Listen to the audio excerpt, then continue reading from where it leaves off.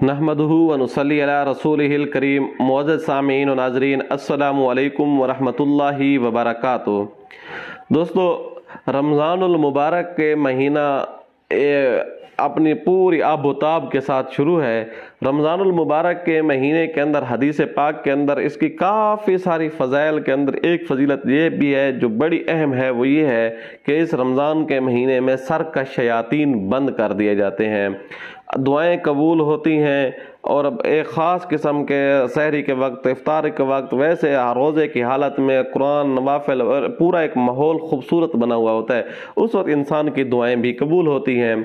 लेकिन आज जिस अमल के लिए मैं आपको बताने चला हूँ वो अमल इंतहाई ज़बरदस्त किस्म का ऐसा अमल है कि रमज़ानुल मुबारक के महीने में उससे इतना फ़ायदा उठाया जा सकता है कि आपकी सोच है।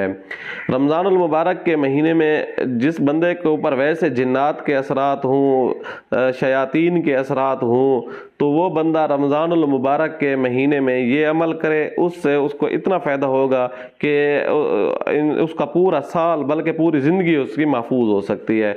वैसे आम हालात में जिन्नात के और शयातीन के इलाज बाज़ दफ़ा लंबे हो जाते हैं, उनकी तूल पकड़ जाते हैं, उनके एक मिकदार बढ़ जाती है, दिनों की, पढ़ाई की, सारा कुछ। लेकिन रमज़ान के महीने में जिन्नात और जादू का इलाज तो कदरे आसान हो जाता है। उसकी वजह ये होता है नूरानी माहौल होता है, रूहानी माहौल होता है और सर का शयातीन उस वक्त अल्लाह तबारक व तआला ने उनको कैद कर दिया होता है।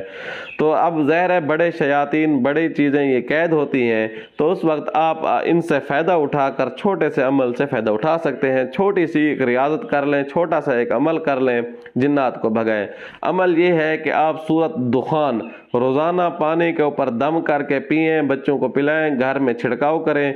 इंशाअल्लाह सुम्मा इंशाअल्लाह जादू सिर्फ जिन्नात सिर्फ भागेंगे नहीं, उनके असरात ख़त्म नहीं होंगे, आइंदा के लिए भी आप जिन्नात से महफूज और मामूर रहेंगे।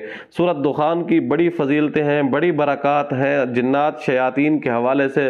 दुखान का महीना भी सोच लें तो फिर भी आपको पता चल जाएगा कि कितना इसका फ़ायदा है, जिन्नात के साथ इसकी कितनी मुनासबत है, नाम के महीने की देख लें।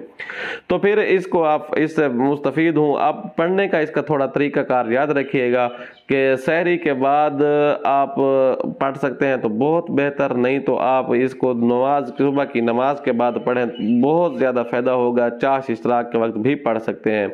सूरत दुखान एक मरतबा बुलंद आवाज़ से पढ़ें, पानी का बर्तन अपने पास रख लें, उस बर्तन के ऊपर दम करें और ये पानी सहर इफ्तारी के वक्त थोड़ा थोड़ा पिए भी सही, घर के अंदर छिड़काव भी करें और इस पानी के साथ गुस्ल करना चाहें तो गुस्ल भी करें।